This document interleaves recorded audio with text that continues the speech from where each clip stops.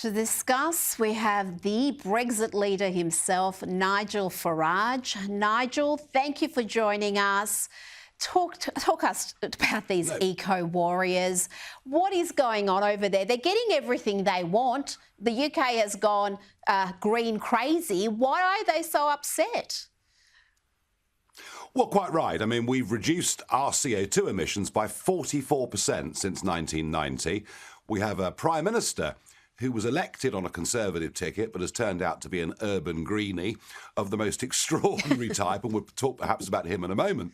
And also, the really important thing here is the United Kingdom produces 1% of global carbon dioxide. So rather than stopping people going to work, stopping people going to hospital, stopping people getting to the airport, disrupting people's lives on a huge scale, maybe what they should be doing is protesting outside the Chinese embassy, because whatever we do, frankly, is irrelevant in terms of carbon dioxide, as the Chinese are on course to build 100 coal-fired power stations this year. So it isn't just eco-alarmism.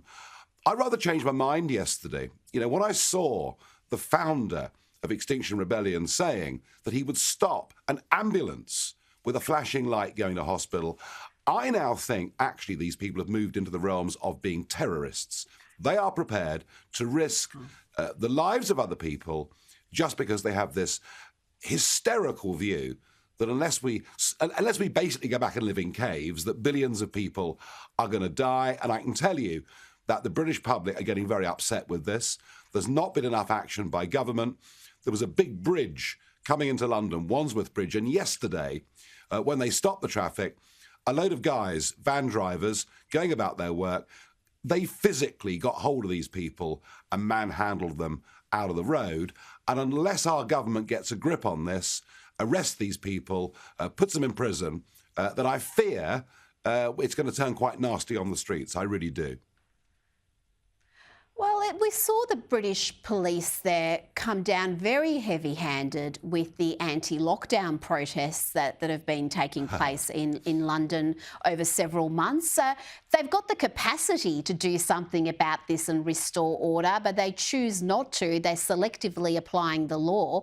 But in some respects, you could argue the Prime Minister, Boris Johnson, isn't much better than these protesters. He's got some wacky plan for all electricity to be green by 2035. Let's have a listen here.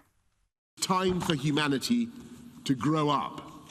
It's time for us to listen to the warnings of the scientists. We need to pledge collectively to achieve carbon neutrality, net zero, by the middle of the century. Nigel, what's happened to Boris Johnson? This is supposed to be a Conservative leader. He was, of course, a very well-known journalist who wrote very entertaining pieces for the Daily Telegraph in this country.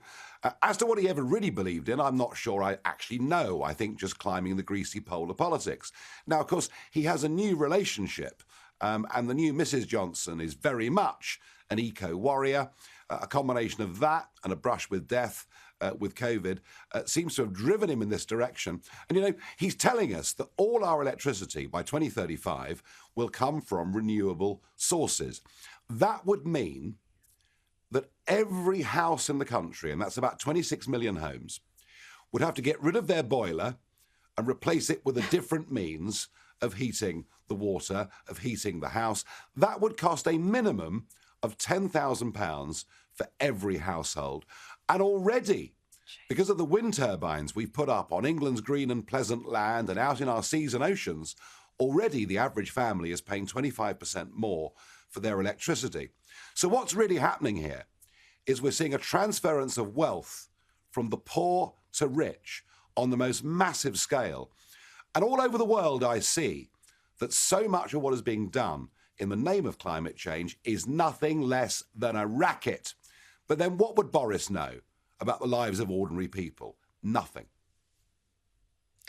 Well, at least the Extinction Rebellion founders are honest about their end goals. And it's not about the environment. They're very clear about wanting to dismantle capitalism and Western imperialism, and their goals go far beyond the environment, and at least they're honest about that. I'd appreciate that sort of honesty from others.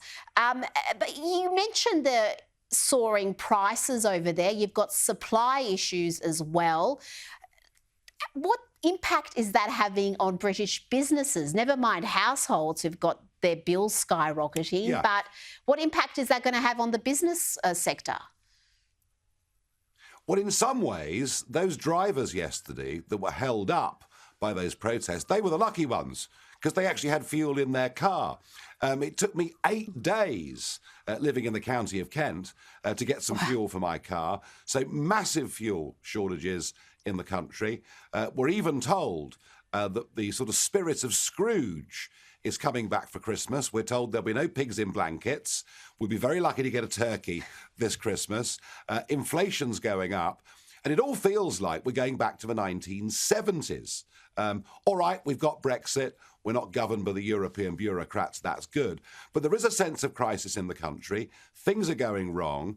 Every government department is completely failing in what they do. And here's Boris at the Conservative Party conference talking about going green and totally and utterly out of touch with the lives of ordinary people. So it's a very strange situation we're in because our Labour Party, they got smashed to pieces because the hard left infiltrated it and took it over. So there's kind of a feeling at the moment that we're a bit rudderless. Mind you, when I look at the way the Australian government has been behaving, and in particular states like Victoria, where, I mean, they've basically turned the country back into being a prison, maybe we're better off having weak leadership than what you've got at the moment.